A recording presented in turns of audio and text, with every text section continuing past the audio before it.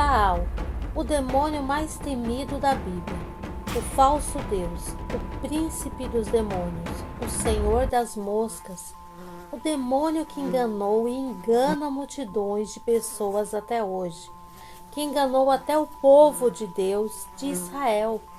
Reis caíram na sua enganação, e assim caindo sobre eles a ira e a justiça de Deus, com cultos inimagináveis, sombrios e cruéis, que envolvia sacrifícios de pessoas, mutilações, orgias e crianças sendo queimadas vivas. O demônio que enganou e ganhou multidões, que foi se adaptando aos tempos, aos costumes, aos povos, com o objetivo de relativar a moral, desvirtuar o homem, os levando à idolatria e aos pecados, sendo o demônio mais citado da Bíblia pelo seu poder de enganação, citado até por Jesus, o Filho do Deus vivo.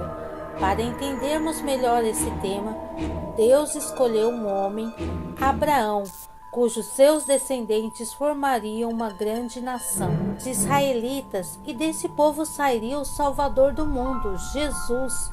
Os israelitas foram guiados por Deus até a terra prometida, mas ao chegarem lá, essa terra já era habitada pelos cananeus e filisteus. Esses povos eram pagãos que idolatravam a cultura e vários deuses, e dentre eles o mais cultuado era Baal. O significado da palavra Baal é senhor ou possuidor. Era representado por touros ou a figura de uma estátua, metade touro, metade homem. Era o deus da fertilidade, da chuva, das tempestades e da guerra, ou seja, responsável pelo que se tinha de mais essencial e vital para uma sociedade naquela época. Por isso ganhou tantos seguidores e adoradores.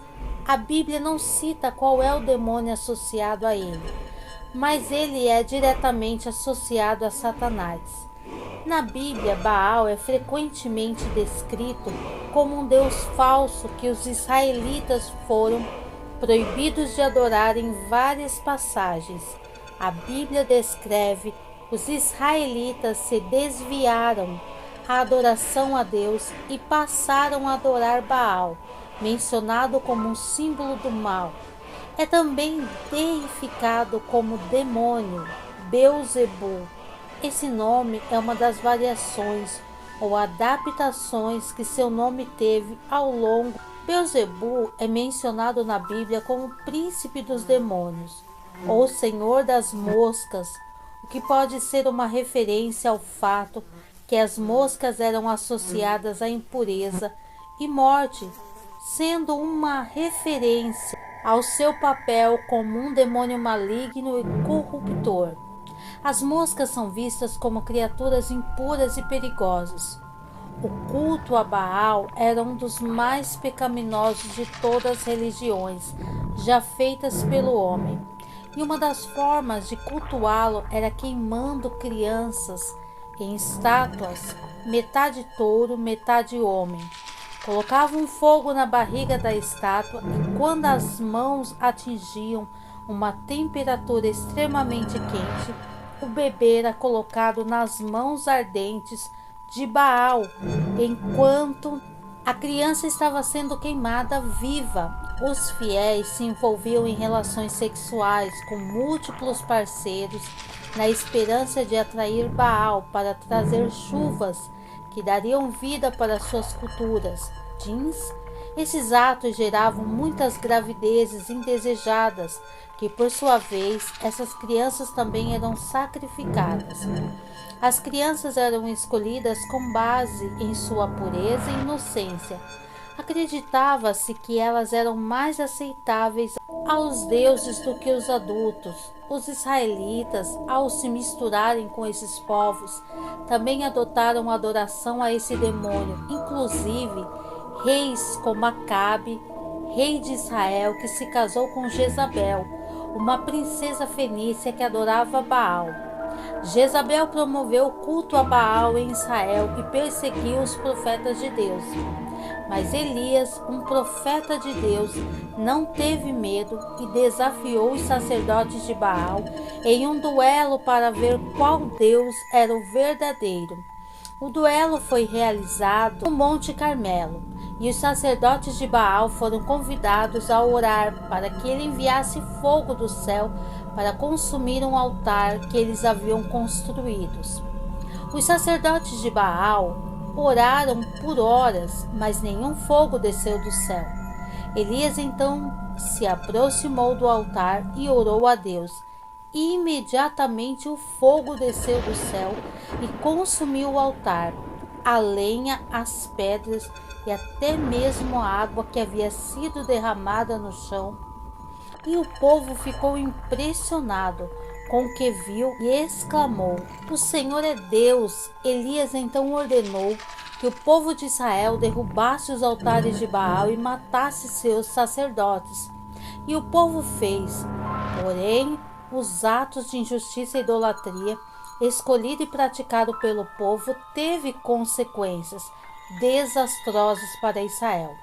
Baal representa o mal, a idolatria e a corrupção, enquanto Deus representa o bem, a verdade e a justiça, como descrito em Juízes capítulo 2, versículo 11.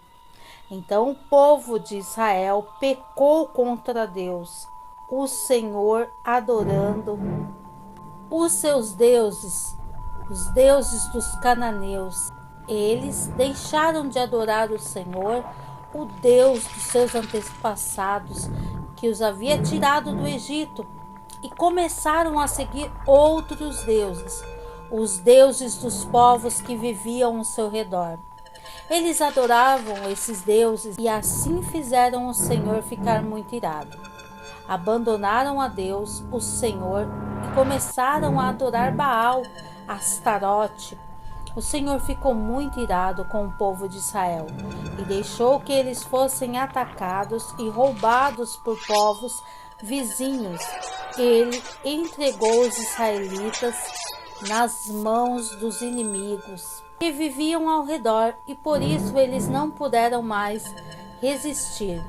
Uma vez que eles tinham abandonado a Deus, Deus abandonou-os, atraindo sobre eles a ira e a justiça de Deus. E com isso guerras, fome, seca e perseguição, vergonha, vazio na alma e escravidão, sendo essas consequências da idolatria.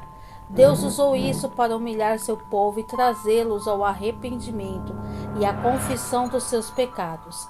E só então que Deus os restaurou para a sua terra. Porém, eles não aprenderam. Se repetiu por várias gerações. Esse demônio foi inclusive citado por Jesus em Lucas, capítulo 11, versículo 15. Jesus compara os fariseus à legião de Baal, e isso sugere que os fariseus eram tão maus quanto os adoradores de Baal. Não se sabe ao certo como esse nome ficou associado ao diabo. Isso talvez terá acontecido porque Baal era o principal deus falso, adorado pelos israelitas durante muito tempo, que quer ser adorado como um deus. A representação de Baal nos dias de hoje está na idolatria. Quando deixamos de adorar o nosso Deus, quando deixamos de acreditar na palavra viva, quando deixamos de lado e colocamos outros ídolos no lugar, dinheiro, bens materiais, pessoas, luxúria, egoísmo, ou seja, Deus deixa de ser o centro com seus valores e virtudes e bem acima de tudo o colocamos em segundo lugar ou até descartamos dando espaço para o mal, literalmente, ou às suas vezes disfarçando pelo relativismo do mal e de tudo que é errado. Assim como fizeram os israelitas, muitos cristãos afirmam que a legalização do aborto é uma forma de sacrifício de inocentes e morte. silenciosa de crianças relativada por todos como uma prática normal, assim como os cananeus faziam com suas crianças na busca de meros prazeres e satisfação de suas vontades, prevalecendo o egoísmo e sendo esse a fonte de todos os males praticado pelos humanos. Se você gostou deste vídeo, deixe o seu like. Deus te abençoe e até o próximo vídeo.